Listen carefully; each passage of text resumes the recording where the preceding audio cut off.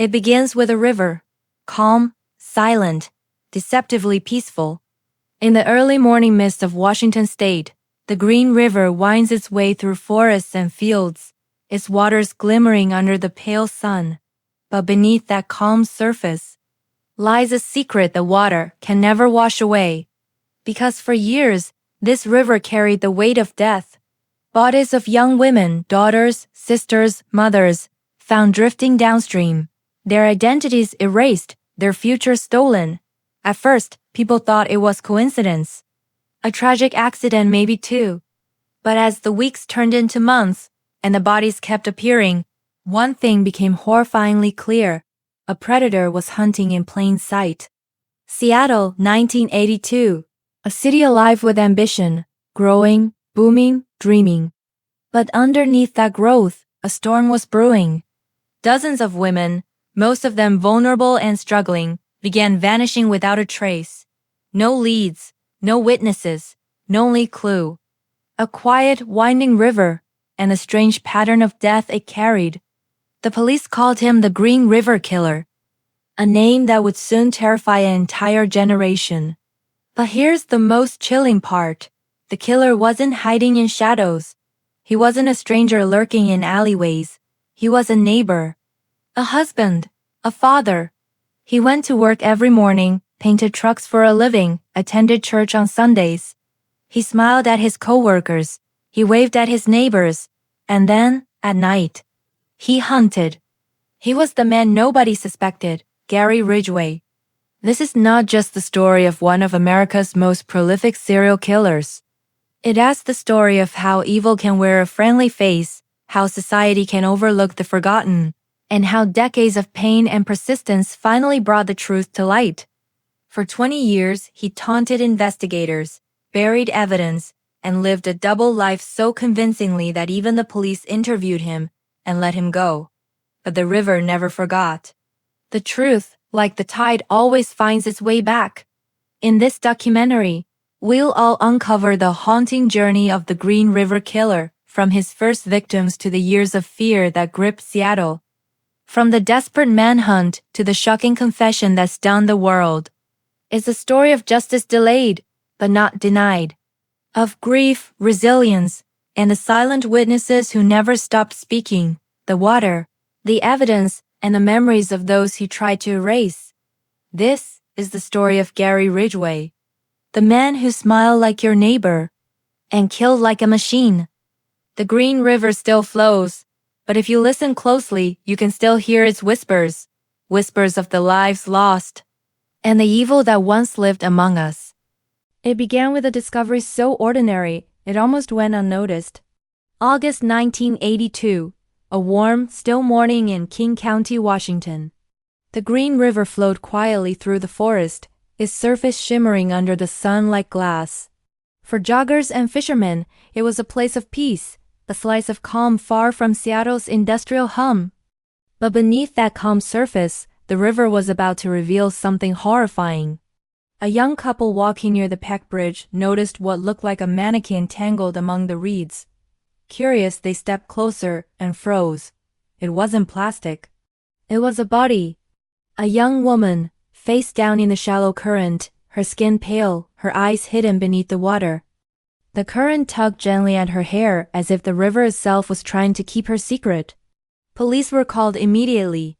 Detectives waded into the water, carefully wrapping the lifeless form in a sheet. As they lifted her out, a deputy spotted something further downstream. Another body, and then another. Within hours, 3 victims were recovered from the same stretch of river. All women, all strangled. All discarded like trash in a place where nature met decay.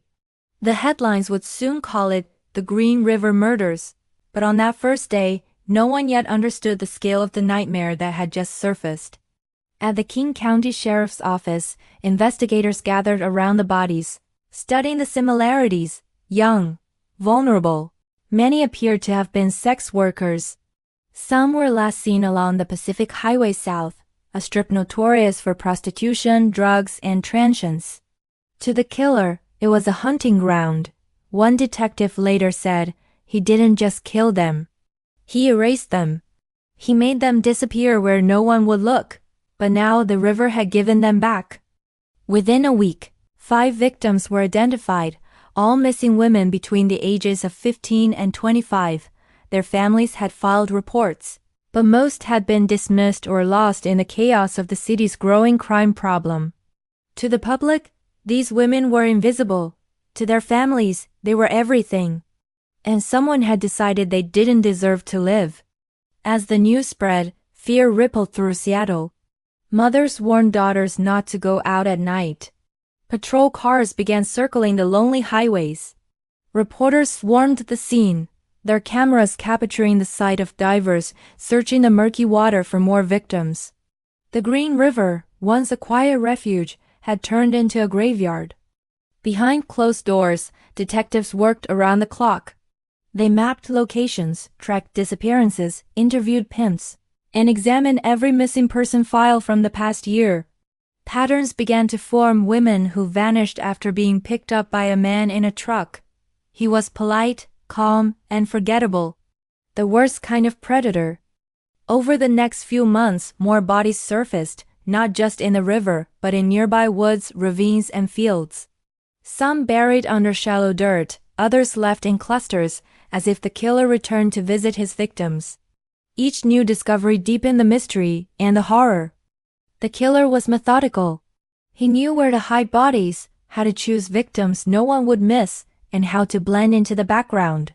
The police were hunting a ghost, one who knew the city better than they did. By the end of 1983, the death toll had risen to nearly 20. The Green River Task Force was formed, one of the largest investigations in U.S. history. Detectives scoured every lead, interviewed hundreds of suspects, and followed false trails that led nowhere. The killer watched from the shadows, his face blank, his hands steady, his life unchanged. To his neighbors, he was an ordinary man, a quiet worker, friendly enough to wave from his driveway. To his victims, he was the last face they ever saw. And as the river continued to flow through the forests of Washington, more lives would be claimed, more secrets swallowed by the current. The Green River had earned its name long before anyone knew it would become synonymous with death. But deep down, among the stones and branches, the truth was waiting. The river has seen it all, the hands, the struggle, the silence, and it would not forget. This was only the beginning. A quiet stream had just whispered the first chapter of America's most haunting story. Seattle, a city known for rain music and quiet neighborhoods, had begun to change.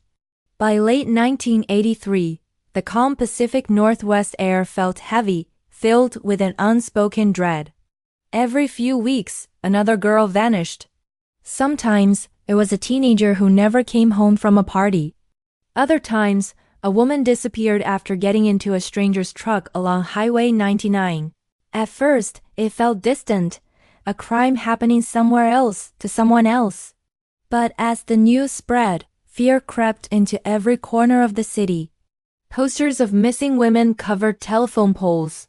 Families stayed up all night, waiting for phone calls that never came.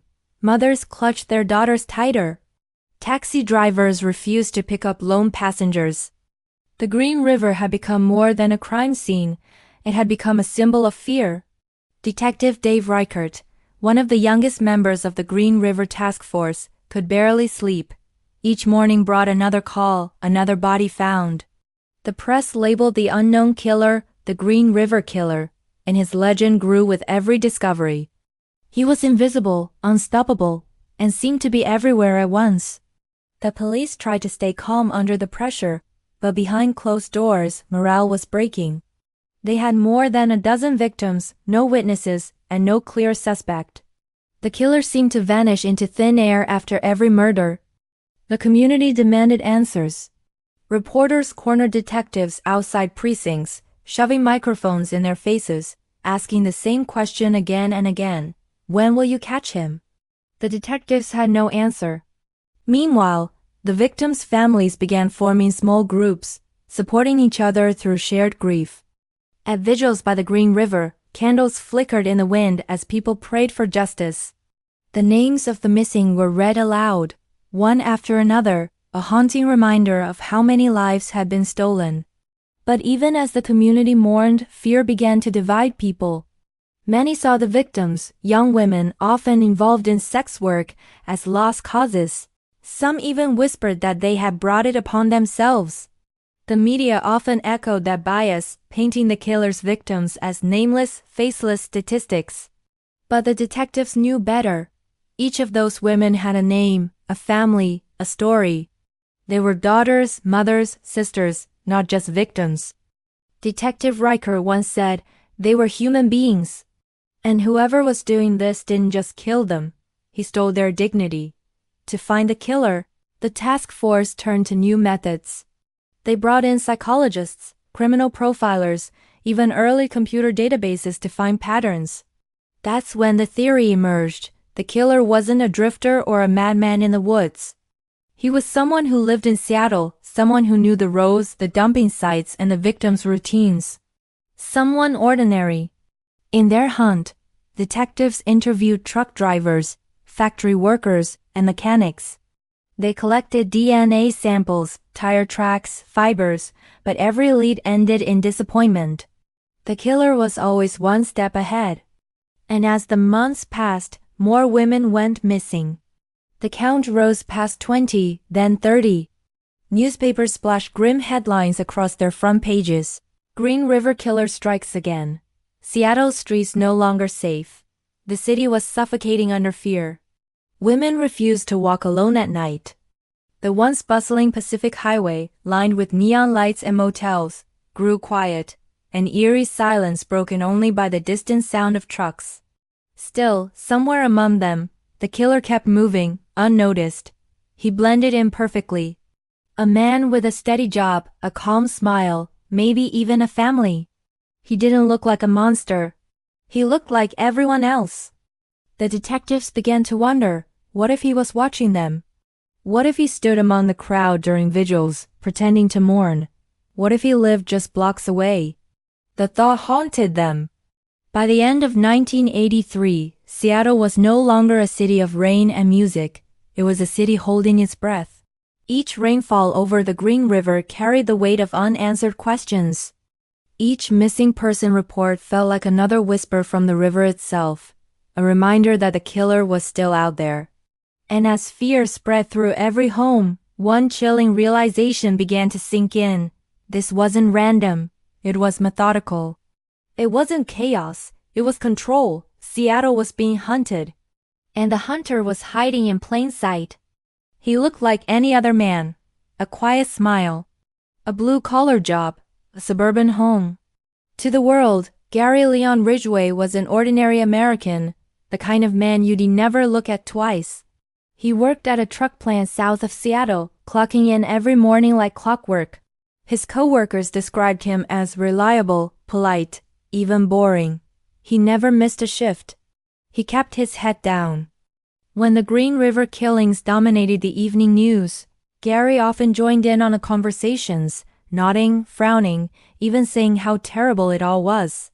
No one could have imagined that the man condemning the killings at lunch breaks was the killer himself. Gary Ridgway was the perfect mask of normalcy. Born in 1949 in Salt Lake City, he grew up in a turbulent household. His mother, Mary, was strict, controlling, and emotionally intense. His father, Thomas, was a bus driver who often spoke about prostitutes he saw on his routes, planting in young Gary a mix of fascination and disgust toward women. As a child, Gary struggled in school, often bullied for being quiet and awkward. He wasn't violent, not yet, but he was different. Behind those blank eyes was a storm of emotions he couldn't understand or express. Later, in confessions, he would recall having dark fantasies as early as his teenage years, violent, disturbing thoughts about domination and control. But on the surface, Gary learned to play the role society expected. He graduated, joined the Navy, and even got married, though his first marriage didn't last long. He served in Vietnam, where he was exposed to trauma and, according to some reports, began visiting sex workers. The seeds of obsession had already been planted. When he returned home, he remarried, settled in the Seattle suburbs. and got a steady job at the Kenworth truck factory, a place he would work for nearly 30 years. His neighbors described him as a family man. He mowed his lawn, went to church, barbecued with friends, and smiled politely when he saw people on the street. But at night Gary changed. He began frequenting the very streets where the Green River Killer hunted. He knew the victims, not by name, but by their pain, their vulnerability. Many were young runaways, struggling with addiction or forced into prostitution. Gary knew how to make them trust him. He offered them money, rice, food. And once they were in his truck, away from the city lights, he became something else. He would later confess that he killed them quickly, often by strangulation, then dumped their bodies near the Green River, in forests, or in secluded backroads. He always went back to work the next day as if nothing had happened. To his third wife, Judith, he was gentle and caring. They went camping together, visited family, attended church every Sunday. Judith would later say, "I thought I had married the perfect man." But even during their marriage, he kept killing. Sometimes, he murdered a woman on his way home from work, then had dinner with his wife an hour later. Gary's calm demeanor made him invisible. Even when the police began questioning men who lived near the crime scenes, he didn't raise suspicion. He passed lie detector tests. He smiled through interviews. His friendly, soft-spoken nature disarmed everyone around him. Detective Reichert and his team actually interviewed Ridgway in 1984. He seemed cooperative, even helpful, insisting that he had nothing to do with the murders. The detectives couldn't find enough evidence to connect him, and he quietly faded from their radar.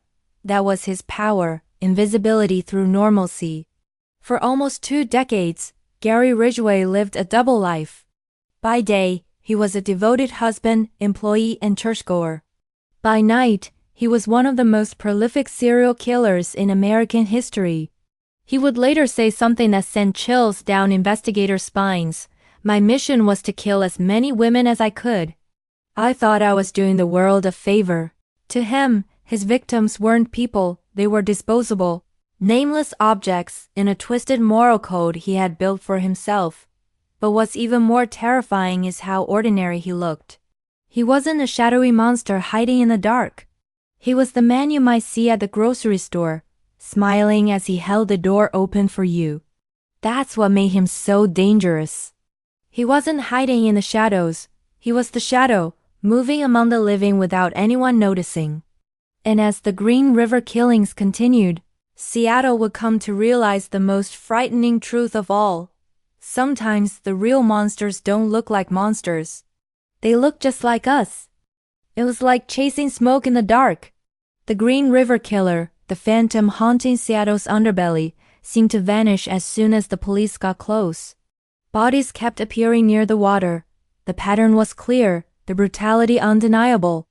But the man behind it all, he was invisible. By 1983, panic had taken hold of King County. The Green River Task Force, a special unit formed solely to catch the killer, had become one of the largest homicide investigations in American history. Dozens of officers, detectives, and FBI profilers pored over maps, witness statements, and autopsy reports. Each week brought new evidence and new frustration. Every lead they followed ended in silence. Every suspect they questioned turned out innocent. The killer wasn't just ahead of them, he was mocking them. Detective Dave Reichert, one of the lead investigators, described the feeling best. It was like he was playing a game. He'd kill, we'd find the body, and before we could blink, another one appeared. The victims shared similar stories. Young women, often runaways or sex workers, last seen near the Highway 99 strip. That stretch of road became both a hunting ground and a graveyard. But without eyewitnesses, without DNA technology as advanced as today's, the task force was stuck. All they had were bodies, fear, and questions. The killer seemed to know the area too well. He picked remote dump sites, wooded areas, ravines, riverbanks, where his victims wouldn't be found for weeks, sometimes months. By then, rain and wildlife had erased the evidence. The police tried everything: undercover stings, aerial searches, behavioral profiling. They even brought in the FBI's top experts, including a young profiler named John Douglas, who would later become the inspiration for Manhunter. Douglas studied the killer's pattern, how he targeted vulnerable women, how he revisited the crime scenes, how he dumped the bodies in clusters, and came up with a chilling assessment. You're dealing with someone who blends in. Someone who doesn't stand out. Someone you never suspect. That description was eerily accurate. But in the chaos of the investigation, hundreds of suspects emerged. Taxi drivers, truckers, ex-cons, anyone with a criminal record or a connection to the sex trade was brought in. Detectives were working 16-hour shifts, burning through mountains of paperwork. The press hounded them daily, asking when the Green River Monster would finally be caught. In frustration, the task force even turned to an unlikely consultant, another serial killer, Ted Bundy. Bundy, awaiting execution in Florida, reached out and offered to help with the case. He told investigators that the Green River Killer was likely revisiting his crime scenes, reliving his kills. Bundy's insight, horrifying as it was, actually helped detectives focus on the idea that the killer might be watching them, and he was. While the police searched rivers and woods, Gary Ridgway was calmly watching the news at home, taking satisfaction in their desperation. He lived just miles from the investigation headquarters. Sometimes, he even volunteered to help the police look for missing girls. Imagine that, the killer joining the search party for his own victims. The task force collected thousands of pieces of evidence, fibers, hair, tire tracks. One of those samples, a small trace of paint found on a victim's clothing, would eventually become crucial. But at the time, no one could connect it to Ridgway. He was interviewed in 1984, and though his answers were oddly rehearsed, he passed the lie detector test. Once again, the ghost slipped away. The years dragged on. By the late 1980s, the Green River investigation had stalled. The media moved on. Budgets were slashed, and many detectives were reassigned. But the killings, they never truly stopped. New bodies surfaced sporadically, but they no longer made the front page. The public, exhausted by fear, began to forget. For the detectives who stayed on the case, it became a personal obsession, a war against an unseen enemy. They had photographs of young girls pinned on their office walls, faces staring back at them like silent reminders of their failure. Dave Reichert once said, "We felt like we were standing in the middle of a graveyard that kept growing, and the killer was laughing somewhere close." What none of them knew was that the man they were searching for, the monster in the shadows, was leading a quiet life just a few miles away. He went to work. He kissed his wife goodbye. He waved to neighbors. And then, when night fell, he drove to the same dark highways, searching for his next victim. The Green River Killer wasn't a ghost. He was a man, flesh and blood, walking among them. And yet, even with an entire city on alert, even with the nation watching, he remained untouchable. The investigation had reached its breaking point. But a new kind of hunt was about to begin, one that would last for decades. Until science, persistence, and fate would finally catch up with the man no one suspected. The man who smiled in plain sight, while burying his victims in the dark. There was nothing random about Gary Ridgway's killings. Every move he made, every victim he chose, every place he left a body, it all followed a dark, chilling rhythm. It was as if he had turned murder into a method, cold, deliberate, efficient. For years, investigators had been staring at the aftermath of his work, scattered remains, decomposed bodies, a river that kept giving up its dead. But now, looking back, the pattern was horrifyingly clear. Ridgway's hunting ground stretched across the Seattle-Tacoma corridor, a place where poverty, addiction, and neglect intersected. It was a landscape that society had forgotten. And that's exactly why Ridgway chose it. He targeted women who lived on the margins, runaways, sex workers, women with broken families or no one to look for them. They were, in his eyes, invisible, and therefore easy prey. He cruised along Pacific Highway South, the infamous strip lined with motels, gas stations, and flickering neon lights. That was his arena. He would drive his dark pickup truck slowly, pretending to look for company, offering a ride, a few dollars, a smile. And they trusted him, because he looked ordinary. Ridgway wasn't like the monsters you see in horror movies. He didn't look dangerous. He didn't talk like a predator. He was calm, polite, even awkward. He wore work uniforms, attended church, and spoke softly. But behind that mask of decency was a meticulous killer who knew exactly what he was doing.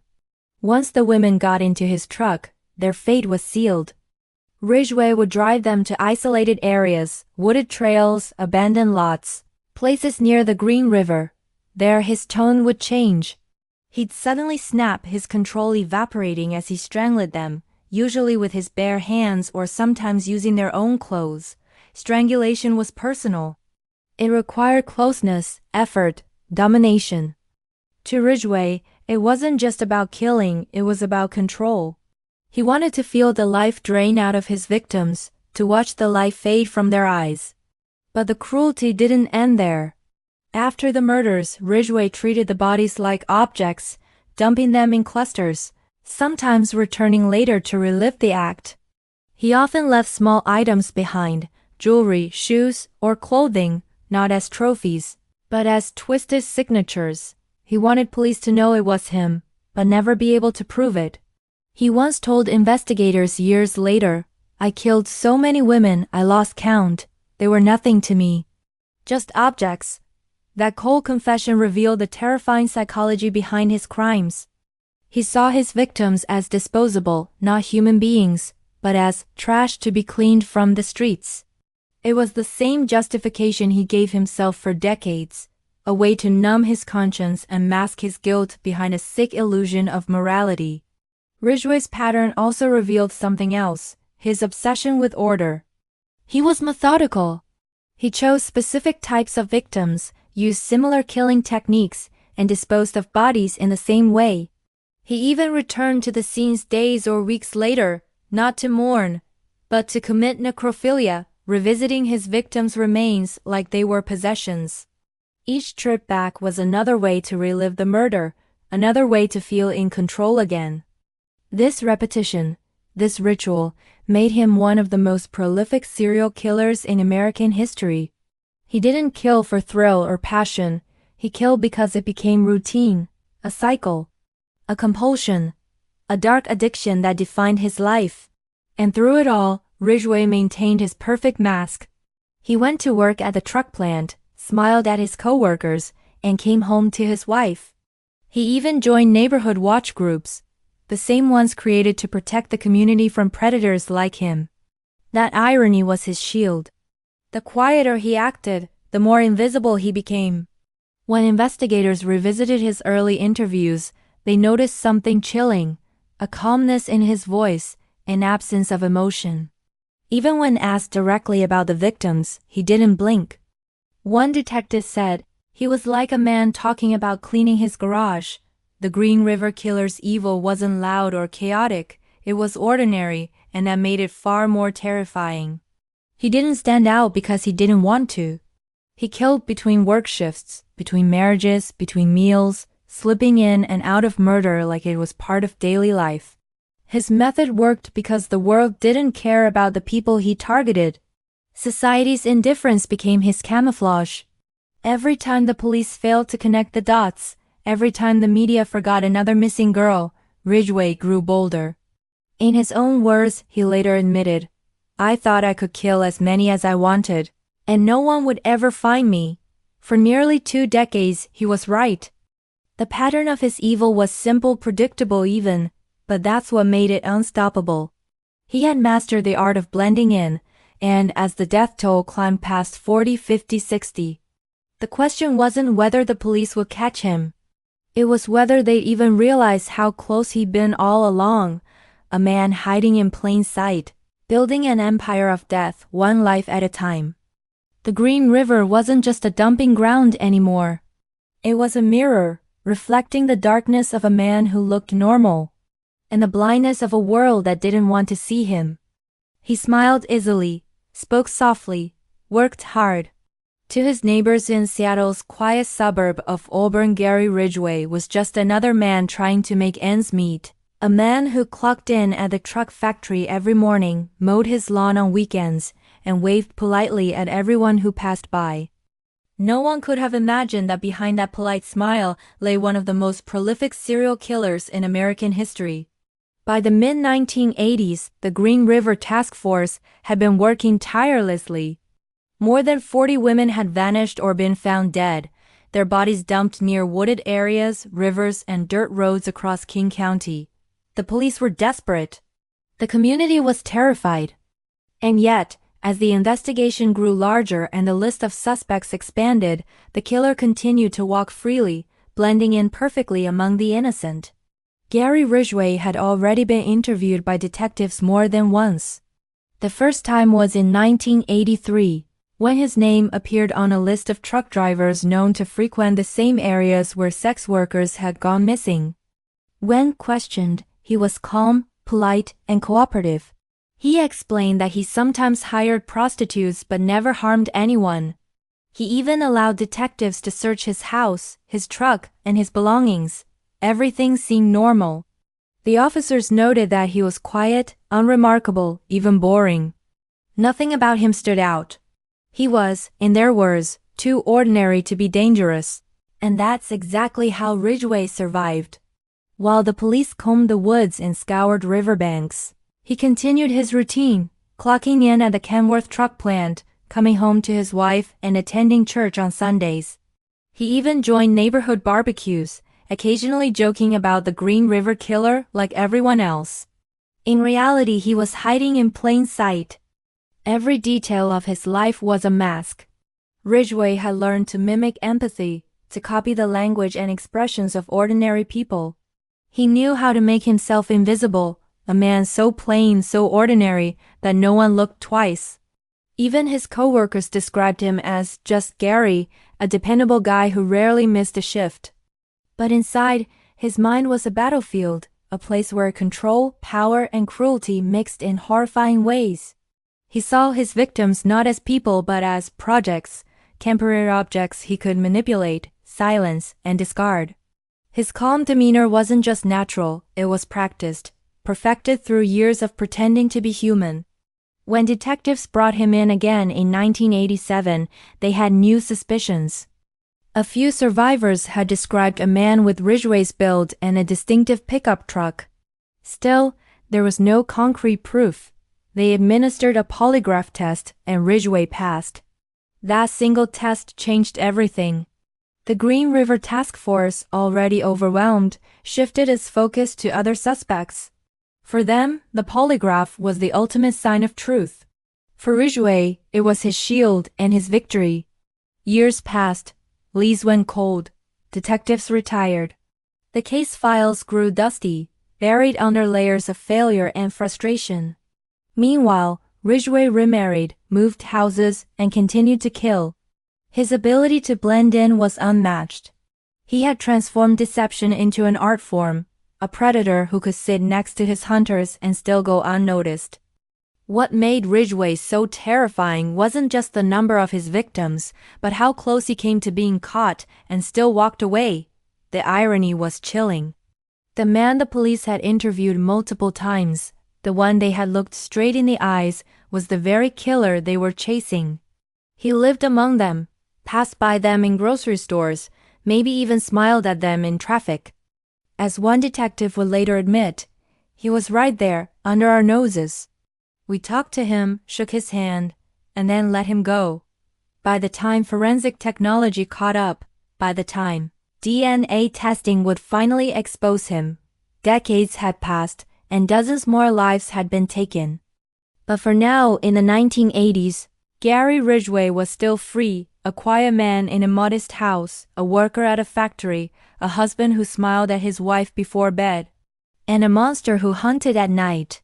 The city continued its daily life, unaware that the Green River Killer wasn't hiding in shadows or back alleys. He was among them, eating at their diners, attending their churches, driving their roads. He was quite literally the killer next door.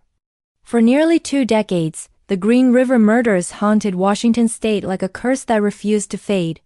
The river still ran, the trees still whispered, and the streets still buzzed with life, but beneath the surface there was an open wound. Dozens of young women had vanished, their names lost in files and their faces fading on missing posters. The Green River Task Force had tried everything. Yet, the killer had simply disappeared, or so they thought. By the late 1990s, a quiet revolution was unfolding, one that would change the course of justice forever. The rise of DNA forensics gave investigators a weapon unlike any they ever had before. Unlike witnesses, it never forgot. Unlike suspects, it never lied. It was, as one detective put it, the silent witness that never sleeps. Inside the King County Sheriff's Office, an aging box of evidence was pulled from storage, dust-covered, filled with forgotten dreams and lost hope. Inside were tiny fragments of the past, bits of clothing, cigarette butts, fibers, and most crucially, biological samples taken from several of the Green River victims.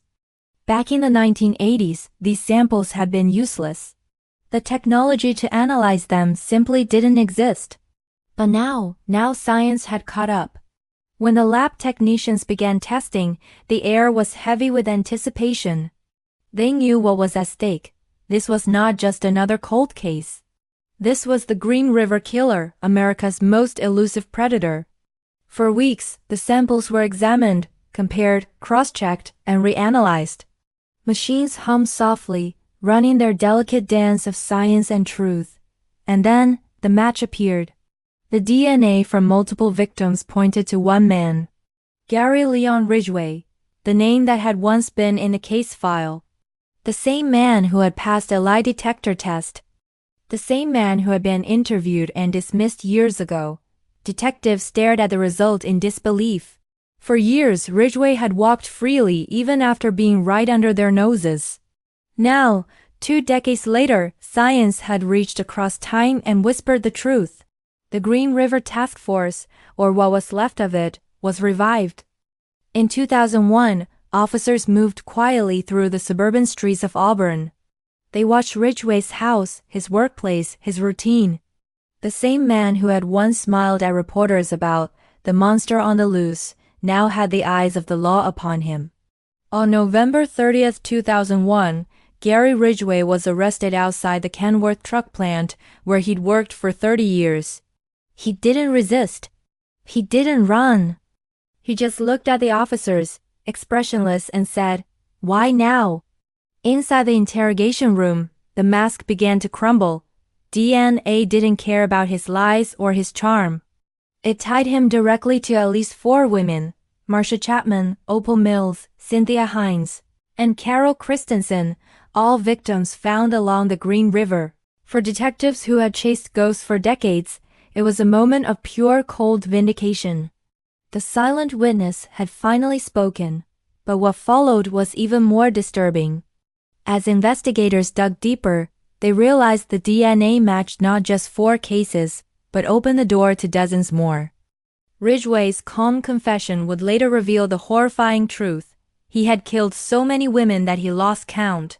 He said he picked women he thought no one would miss, mostly sex workers and runaways, and dumped their bodies near the same remote stretches of river, woods, or highways. It wasn't rage or hatred that drove him, it was control. It was the feeling of being in power. The same man who lived quietly among his neighbors had left behind a trail of DNA, silently marking each of his crimes. And now, that invisible trail had caught up with him. In that moment, technology bridged the gap that humanity couldn't. Years of failed leads, dead ends, and missed chances were suddenly illuminated by strands of genetic truth. One detective would later say, "We thought the case was lost to time." But DNA doesn't forget. It waits. The arrest sent shockwaves across the nation.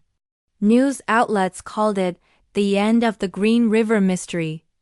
But for the families of the victims, it was more complicated. Closure felt hollow. The faces they had loved were gone forever, but now at least they knew who had taken them. And in that courtroom of evidence and grief, one undeniable truth echoed louder than ever before. Science had done what human eyes could not. The Green River Killer's reign of terror had ended not with a chase through the night, not with a confession under pressure, but with the whisper of DNA, the one witness he could never silence. Gary Ridgway's mask had finally shattered, and the world could finally see the monster that had lived among them all along. When Gary Leon Ridgway finally sat in that cold gray interrogation room, years of fear, mystery, and unanswered questions weighed in the silence. For detectives who had spent decades chasing a ghost, this was the moment they'd been waiting for. The Green River Killer was finally cornered. But no one was ready for what came next.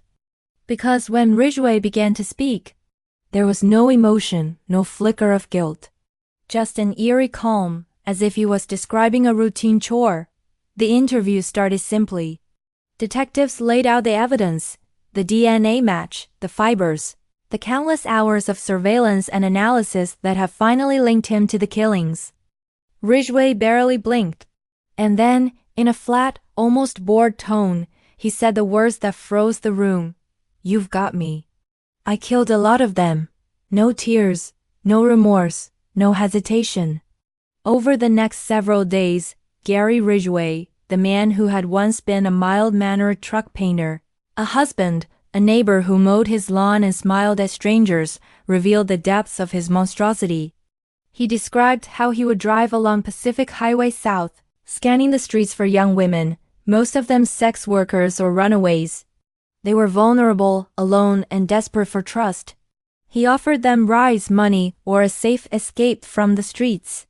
Many got in, never realizing they were stepping into a moving coffin. Ridgway spoke of his killings the same way one might describe taking out the trash. His memory was terrifyingly detailed. He recalled where he had picked up each woman, how they had reacted, where he had driven them, and even how their bodies were positioned when he left them in the woods. He didn't forget. He never forgot. When asked why he did it, his answer was chillingly simple. "I hated them. I hated prostitutes. I thought I was helping the world by getting rid of them." He claimed that killing them became a habit, something that gave him a sense of control, of power. But beneath that twisted logic lay something even more disturbing, an absence of humanity. Ridgway didn't kill out of rage or thrill, he killed out of routine. Detectives were horrified by how methodical he had been. He would sometimes return to the bodies days, even weeks after killing them. Not out of guilt, but to relive the experience. He confessed to having sex with the corpses, explaining it in the most detached, mechanical tone imaginable. It was just easier that way. They couldn't say no. Each sentence felt like a dagger, not just to the investigators, but to the families who had waited decades for answers. But Ridgway's confessions did more than confirm his guilt. They exposed just how long he had been hiding in plain sight. He had blended perfectly into society, married 3 times, attended church, worked full-time. His co-workers described him as quiet, polite, a man who kept to himself. And that, perhaps, was the most terrifying part, how ordinary he seemed. As the confessions went on, detectives realized that Ridgway had no real understanding of the pain he caused. He spoke of his victims as things, not people. He couldn't remember their names, only where he left them. He laughed at times, amused by the fact that he had fooled the cops for so long. In total, Ridgway confessed to killing more than 70 women. Investigators eventually linked him to 49 confirmed murders, though he hinted there were many more. His calm delivery made each revelation more grotesque. There was no madness in his tone, no psychotic break.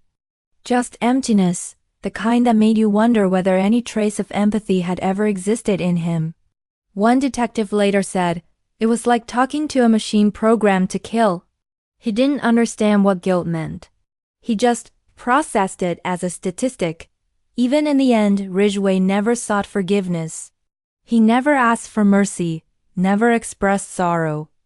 When he finally stood in court to face the families of his victims, some screamed, some cried, and some cursed him. But Ridgway, he stood there, blank-faced, his expression as hollow as the lives he had taken. His only concern was saving himself from execution. In exchange for a full confession, prosecutors agreed to take the death penalty off the table. He would spend the rest of his life in prison, a living monument to the evil that once haunted the Green River. Gary Ridgway's confession wasn't just an admission of guilt. It was a window into the darkest corners of human psychology, a reminder that sometimes the most terrifying monsters don't hide in shadows. They smile, go to work, and live right next door. The courtroom was silent. The air hung heavy, thick with decades of grief. Mothers clutched old photographs. Fathers stared blankly ahead, their eyes hollow from years of unanswered questions. In front of them sat the man who had destroyed everything, Gary Leon Ridgway, the Green River Killer. For nearly 2 decades, he had haunted Seattle like a phantom, killing, hiding, and walking free while hundreds searched for a ghost. But now in 2003, that ghost had a face. And for the families of the victims, this was supposed to be the moment of justice, the day they could finally look evil in the eye. But justice, as they would learn, comes in many shades of gray. When the trial began, the evidence against Ridgway was overwhelming. DNA samples taken from the victims, once useless in the 1980s, had now become the silent witnesses that sealed his fate. Hair fibers, microscopic traces of paint from his workplace, and Ridgway's own chilling confessions formed a web of guilt so tight that even he couldn't escape. Yet, despite the mountain of evidence, Ridgway's lawyers struck a deal. Instead of facing the death penalty, he agreed to plead guilty to 48 counts of murder, on one condition, that he help investigators locate the remains of his missing victims. It was a deal that tore the courtroom and the entire nation apart. Some families wanted him dead. They wanted to see the man who strangled their daughters suffer the way his victims had suffered. Others, however, just wanted closure. They had spent years wondering where their loved ones were buried, years waiting for a phone call that never came. For them, Ridgway's cooperation, no matter how sickening, was the only way to bring their children home. So the deal went forward. The Green River Killer would live, but he would never walk free again. When Ridgway entered the courtroom to deliver his plea, there was no trace of emotion on his face. Dressed in a plain orange jumpsuit, his hands cuffed, he stood before the judge like a man reciting a grocery list. The judge asked, "How do you plead to count 1, the murder of Wendy Caulfield?" "Guilty." The word echoed through the room like a hammer blow. Then came count 2, "Guilty." Count 3, "Guilty." Over and over again, 48 times. Each name he uttered represented a stolen life, a daughter, a sister, a friend.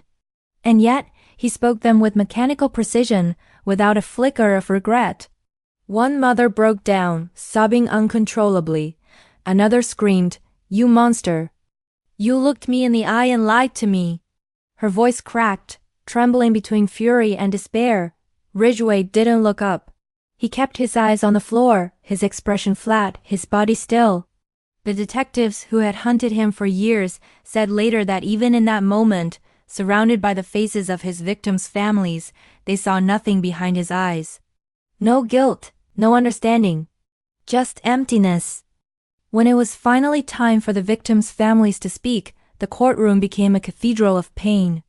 One by one, parents and siblings stepped forward, clutching trembling sheets of paper. They spoke through tears about birthdays missed, dreams shattered, lives destroyed. "You took my daughter's life," one father said, his voice breaking. "But you can't take her soul. You don't deserve to say her name." And then came a moment no one expected. A man named Robert Rule, whose daughter Linda had been one of Ridgway's earliest victims, approached the microphone. He looked directly at Ridgway, the man who had strangled his child, and said quietly, "Mr. Ridgway, there are people here who hate you. I'm not one of them. You've made it hard to live as a Christian, but I forgive you." The courtroom fell silent. Even Ridgway, for the first time, blinked. A tear welled up in his eye. Not a tear of guilt, perhaps, but of something else, confusion. Or maybe the faint realization that no matter how many lives he took, he could never erase his own emptiness. It was the only visible emotion he showed in the entire trial. When the judge delivered the final sentence, her words carried the weight of all those lost souls. Gary Leon Ridgway, you have murdered 48 women. The court hereby sentences you to 48 consecutive life sentences, without the possibility of parole. The courtroom erupted in sobs, relief, and rage. Some shouted, others prayed. It wasn't the justice everyone wanted, but it was justice nonetheless. As Ridgway was led away in handcuffs, his face remained blank, unreadable. For decades, he had been the unseen terror lurking along the Green River. Now he was just another prisoner, locked away, stripped of power, and left to face a lifetime of silence. But for the families, the pain didn't end there. Because while the monster was finally behind bars, the memories, the unanswered questions, the what-ifs, still haunted them. The Green River may have stopped claiming victims, but its waters still carried the echoes of their cries. In the end, the trial wasn't just about one man's crimes. It was about an entire community learning to live again, to rebuild from the wreckage of fear, and to remember that even in the darkest corners of humanity, justice, though delayed, can still shine through the tears. Even after his capture, after the confessions, after the tears in the courtroom, the shadow of Gary Ridgway still lingers. The Green River Killer wasn't just a man who murdered women. He was a mirror reflecting everything society wanted to ignore: poverty, neglect, apathy, the silent disappearance of those no one seemed to care about. The story of Ridgway is not just about one serial killer. It's about how evil can hide in plain sight. He wasn't a monster in the shadows or a madman screaming into the night. He was an ordinary man, a truck painter, a neighbor, a husband. He attended church, went fishing, smiled politely at his coworkers. And yet, beneath that mask of normalcy, he carried a darkness so deep that it swallowed dozens of innocent lives. This duality, the ordinary face hiding extraordinary evil, forced America to confront a terrifying truth: monsters don't always look like monsters. In the years following his conviction, criminologists and profilers pored over Ridgway's case, trying to understand how he had escaped justice for so long. What they discovered changed the way law enforcement approached serial crime forever. In the early 1980s, investigative tools were limited. DNA analysis was in its infancy. Databases didn't connect cases across jurisdictions. Ridgway exploited those weaknesses perfectly.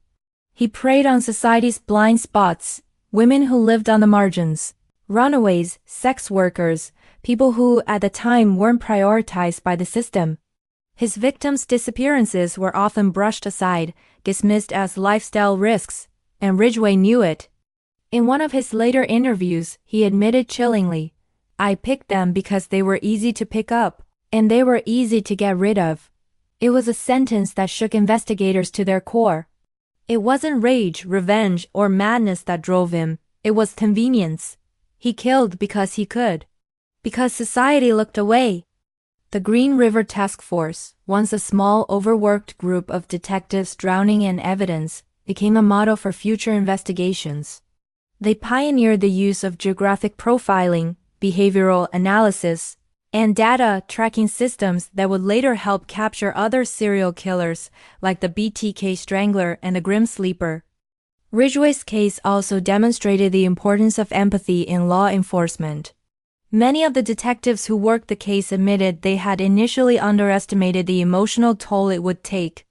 Interviewing mothers who had been waiting 10 years for a phone call, watching families search riverbanks with their bare hands, it reminded them that behind every file, every photograph, was a person. A life. Forensic science also took a leap forward. When Ridgway was finally caught through DNA evidence in 2001, it marked a turning point in American criminal justice. The same technology that unmasked him became the foundation for modern forensic databases, helping identify victims and solve cold cases across the country. In that sense, Ridgway's evil unwillingly helped advance justice, not because of him, but because the world refused to let men like him win again. But beyond the lessons for investigators, the Green River case left America with something deeper, a reckoning with how easily we forget the vulnerable. Most of Ridgway's victims were young women from broken homes, struggling with addiction or poverty. They were daughters who deserved to be loved and protected, not ignored. Yet, for years, no one noticed when they vanished. Society failed them long before Gary Ridgway ever did. Their names, Wendy, Marcia, Alma, Dolores, were not just entries in a case file. They were stories, dreams, futures that could have been. And while Ridgway tried to bury them, the families, the journalists, and the detectives refused to let them disappear into statistics. They became symbols of resilience, reminders that every life, no matter how forgotten, has value. Today, decades after his arrest, Ridgway remains behind bars, an old man living out his days in a Washington prison. He continues to haunt America's collective conscience, not because of who he is, but because of what he represents: the banality of evil. The idea that the most terrifying monsters are not born in shadows, they are built in silence, by neglect, by apathy, by our failure to see the pain around us. When criminologists study his case today, they don't just analyze his crimes. They study the world that allowed him to exist, a world that turned away from the missing, that failed to protect its weakest. And perhaps that is the true legacy of the Green River Killer, not his name, not his crimes, but the lesson that came from them. A reminder that vigilance is not just a duty for detectives or scientists, it is a responsibility for all of us. To see the unseen, to speak for the voiceless, to ensure that no one else ever becomes just another forgotten body by the river. Because the Green River still flows quietly through Washington state, serene, reflective, and deceptively calm. But beneath that surface lies a history that will never truly fade. A reminder carved into the landscape itself, that evil once walked among us, wearing a friendly smile, driving a pickup truck, and pretending to be just another man. And though Gary Ridgway's story is one of horror, its legacy is one of awareness, proof that even the darkest currents can teach us to look deeper, into the waters of our own humanity.